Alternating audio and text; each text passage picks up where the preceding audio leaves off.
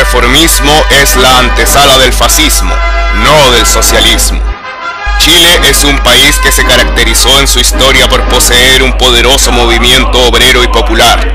el cual puede rastrearse desde finales del siglo XIX y que presentó tremendas luchas en contra de la explotación capitalista y la pobreza de la que eran víctimas los pobladores, campesinos y pequeños propietarios. Una de las expresiones más visibles de esta lucha fue la fundación del Partido Comunista en 1922, el cual cambió la cara de las luchas populares en Chile. Sin embargo, este partido tuvo siempre problemas de confusión política, teórica e ideológica, lo cual impidió que se avanzara hacia un proceso más profundo de transformación política y social de Chile hacia el socialismo. En el año 1956 ocurre en Moscú un hecho que definiría el rumbo de la política mundial en general y de la política de los partidos comunistas en particular durante el resto del siglo XX, el 20º Congreso, en el cual la dirección soviética de Nikita Khrushchev impone a los partidos comunistas una línea de oportunismo revisionista que los conduciría a la derrota en las diferentes luchas políticas que deberían enfrentar. Esta línea se traduce en tres tesis fundamentales, las cuales son la vía pacífica al socialismo, que se traducía en el abandono de la organización revolucionaria de los partidos comunistas en favor de la participación pacífica en elecciones,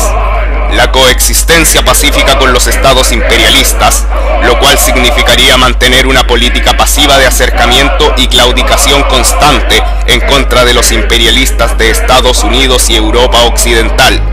y el fin de la lucha de clases bajo el socialismo, lo cual se tradujo en la consolidación de una casta burocrática parasitaria al interior del Estado soviético, renegando groseramente de las luchas que dieron la dirección de Lenin y luego de Stalin en su tiempo. En Chile, esta línea quedó plasmada bajo la intervención del revisionista Luis Corvalán. El Partido Comunista había tenido una política revisionista y de conciliación de clases ya desde antes que el 20º Congreso tuviera lugar, al comprender de una manera errada la estrategia de los frentes populares del Comintern, ya que en lugar de asumir una posición de vanguardia y buscar la profundización consciente y responsable de la lucha de clases, el Partido Comunista prefiere transformarse en un vagón de cola del Partido Radical, lo cual les costó ser ilegalizados en el año 1947 con la famosa Ley de Defensa Permanente de la Democracia, conocida como Ley Maldita. Hacia los años 60, la división y orfandad ideológica que causó el 20º Congreso, no solo en los partidos comunistas, sino que también en el resto de la izquierda, se empezó a hacer sentir con tremenda fuerza. Mientras que el Partido Comunista, sumido como estaba en la trampa del revisionismo y del social pacifismo, claudicaba su política militar y se contentaba con mantener un determinado número de dirigentes sindicales y parlamentarios. Otros grupos se aprestaban a tomar una política que ellos consideraban más consecuente. Así nacen organizaciones como el Movimiento de Izquierda Revolucionaria, MIR, o el maoísta Partido Comunista Revolucionario, PCR. El objetivo de estos grupos y partidos era organizar a las masas en contra del Estado capitalista. Sin embargo, estos partidos tuvieron grandes problemas de sectarismo y dogmatismo al interior de sus respectivas orgánicas,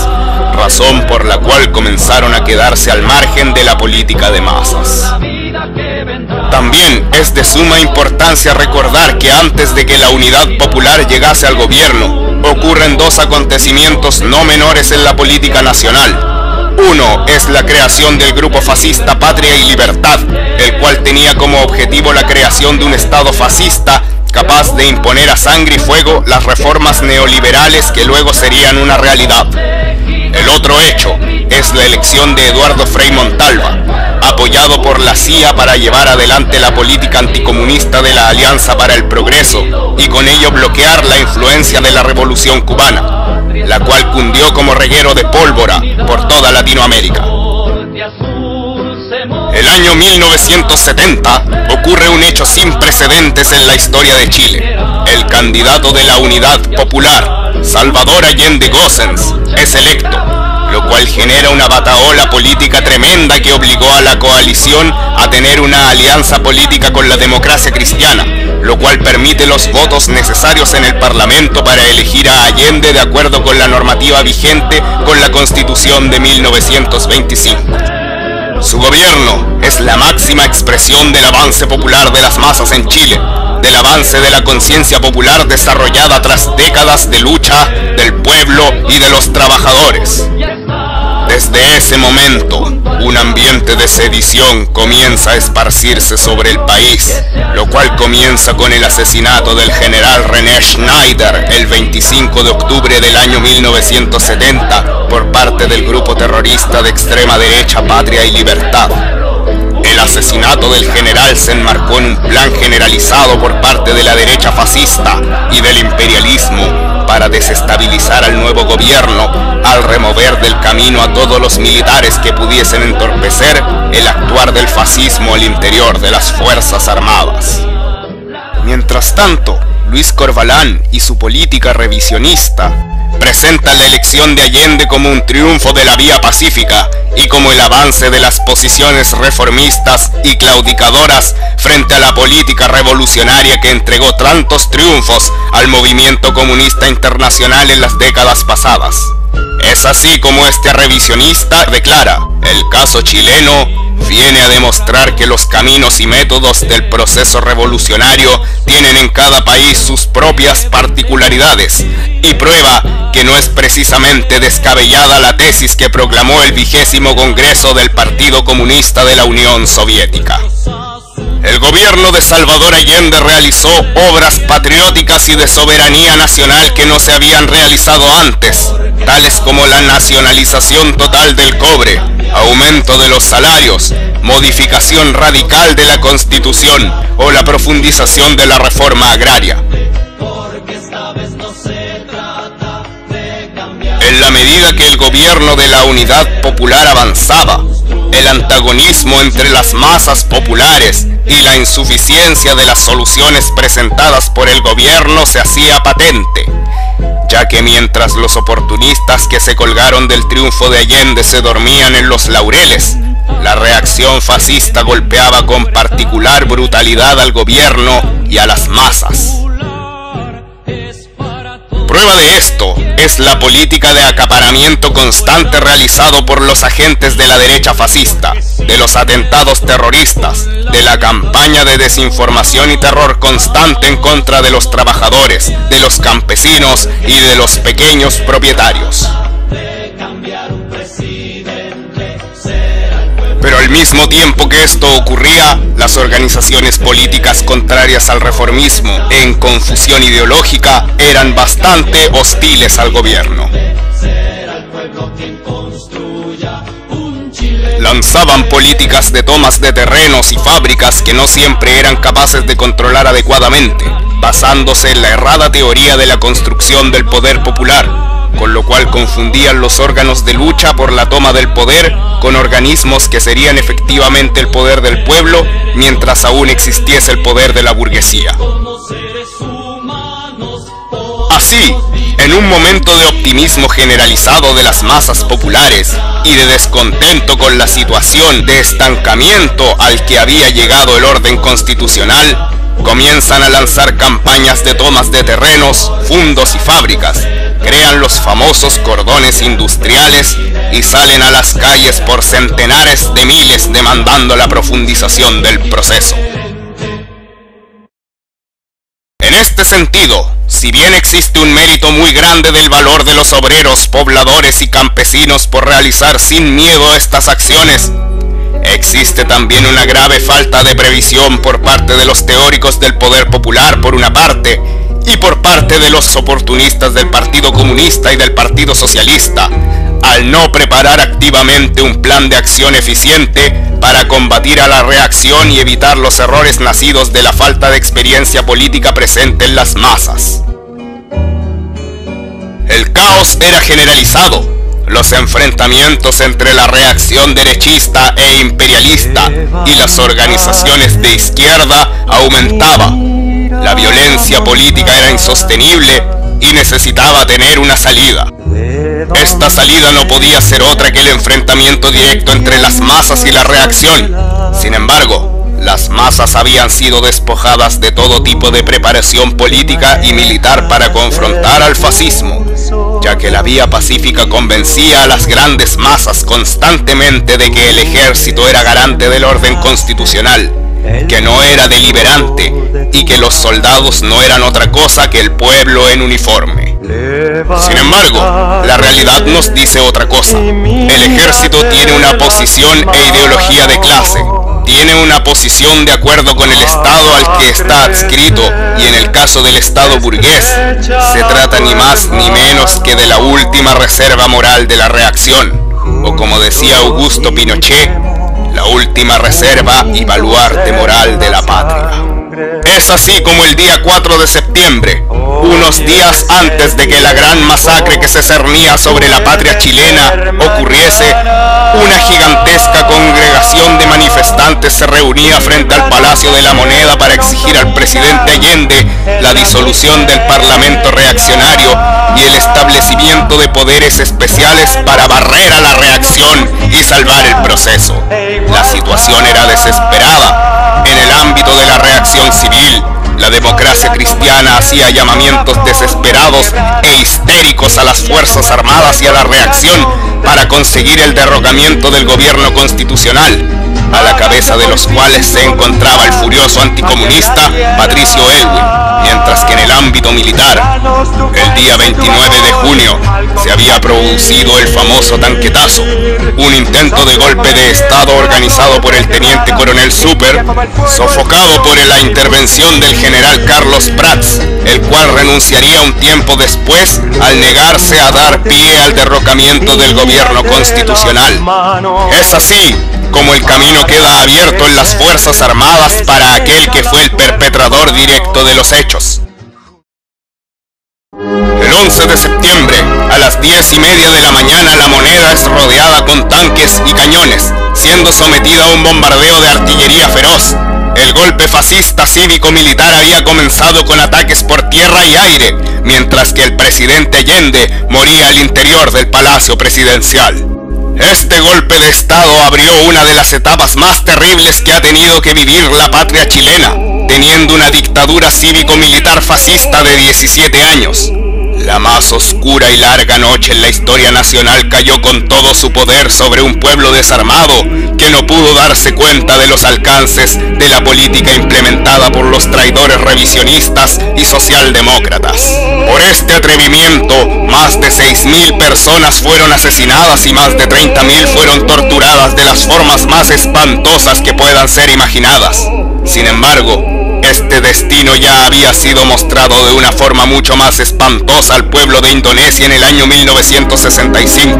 con un saldo de 3 millones de muertos, cuando el presidente y padre de la independencia de ese valeroso pueblo, Ahmed Sukarno, fue derrocado por el Pinochet del sudeste de Asia, Mohamed Suharto, el cual se mantuvo en el poder hasta que una serie de manifestaciones populares lo sacaron del gobierno el año 1998. Se conforma así la Junta Militar con la participación del general director de Carabineros César Mendoza, el comandante en jefe de la Fuerza Aérea, general Gustavo Lee, el comandante en jefe de la Armada de Chile, el almirante José Toribio Merino, y el comandante en jefe del Ejército de Chile y presidente de la Junta, el general Augusto Pinochet.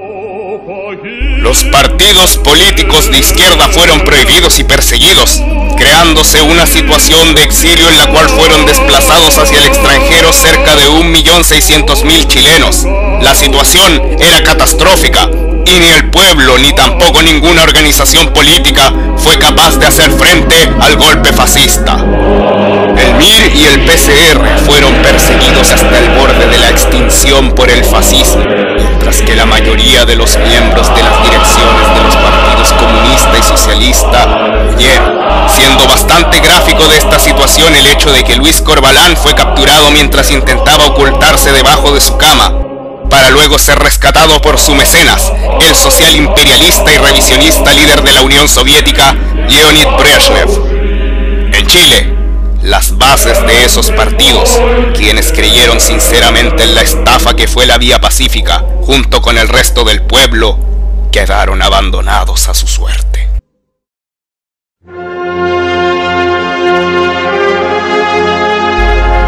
La posición asumida por la dirección china y la incorrecta política de los tres mundos, que en la práctica fue vista como un apoyo al golpe de estado de Pinochet, profundizó la crisis en la izquierda antirreformista, particularmente en el PCR. Esto causa la crisis y consiguiente desintegración del PCR, el cual queda, dada la posición de la dirección de China, en orfandad ideológica.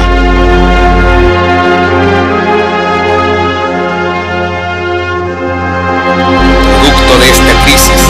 nace el 8 de noviembre de 1979 el Partido de la Revolución Chilena, nuestro Partido Comunista Chileno Acción Proletaria, PCAP, el cual debió enfrentar desde su formación tanto la represión fascista del régimen como la actitud artera y desleal del falso Partido Comunista, cuya teoría criminal de la vía pacífica sumió a nuestro pueblo en la masacre pinochetista. Este gobierno convirtió a Chile en un estado paria de la comunidad internacional, el cual entregó en aspectos internos apoyo a criminales de guerra emigrados desde la Alemania nazi en los años 40, tales como Walter Rauff o el repugnante pederasta Paul Schaeffer, y en aspectos exteriores se acercó a regímenes tan nefastos como el de Francisco Franco en España, el régimen del apartheid en Sudáfrica, el régimen de Ferdinand Marcos en las Filipinas, el régimen del Shah Reza Pahlavi en Irán o el régimen de la criminal sionista Golda Meir en Israel,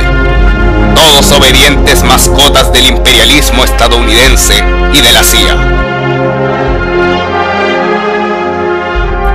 Además de eso, entregó un apoyo irrestricto e incondicional a la Real Fuerza Aérea cuando el Imperio Británico, dirigido por la criminal imperialista Margaret Thatcher, lanzó un ataque en contra del pueblo argentino, el cual estaba sometido al fascismo del general Galtieri y que por puro populismo intentó recuperar las Islas Malvinas para así consolidar su propio régimen.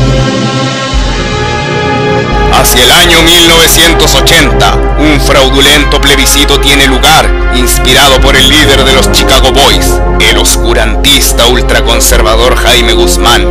con el cual se aprueba la constitución neoliberal y fascista que rige hasta la actualidad sobre nuestro país. A partir de esta constitución antipopular, el pueblo de Chile comienza a ver cómo sus empresas, como las riquezas que había conquistado con sangre, sudor y lágrimas, se desvanecen para dar paso a un sistema de previsión miserable, el de las AFP, o un sistema de salud paupérrimo que es el sistema de las ISAPRES. El pueblo se empobrece cada vez más y los mecenas del régimen se enriquecen a costa de este pueblo sufrido y oprimido. El año 1982, el régimen fascista acepta cambiar el cambio del dólar de fijo a variable, lo cual causa que esta divisa dispare su valor y el peso chileno se reduzca a la mínima expresión. Esto empobreció a millones de chilenos, aumentó el costo de los créditos e indujo al país a la peor crisis económica que ha vivido en su historia. El desempleo se dispara y el terror ya no es suficiente para mantener a la población controlada.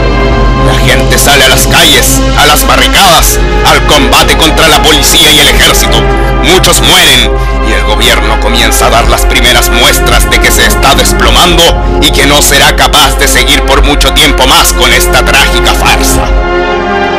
La primera protesta nacional contra el régimen en 1983 abrió paso a que otras 21 tomaran lugar durante lo que quedaba del gobierno,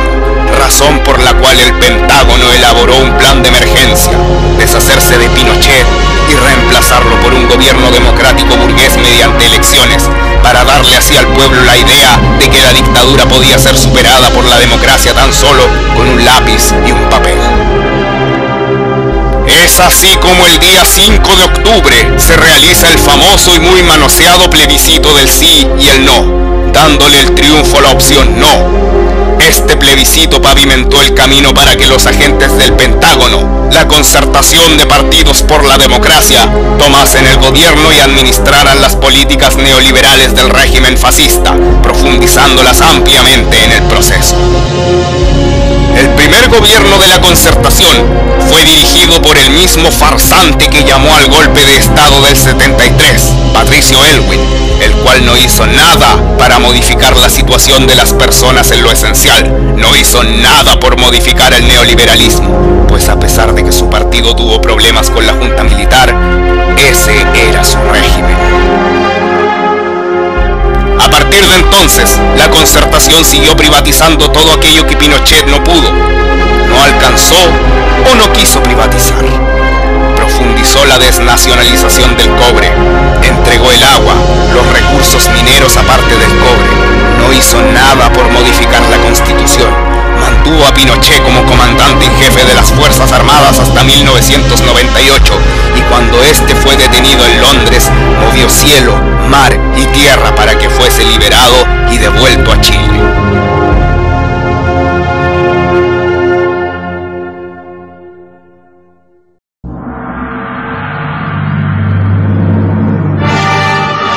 Desde entonces, los movimientos sociales y populares no han hecho más que crecer. No han hecho más que desencantarse de la nueva y la vieja derecha. No importa si es Frei o Piñera, Lagos o Bachelet, la gente los detesta y ve que no ofrecen ninguna opción de mejorar la vida de las personas. Es en este contexto que los comunistas, desde el Partido Comunista Chileno Acción Proletaria PCAP, hemos estado presentes en las más importantes luchas de los pueblos de Chile.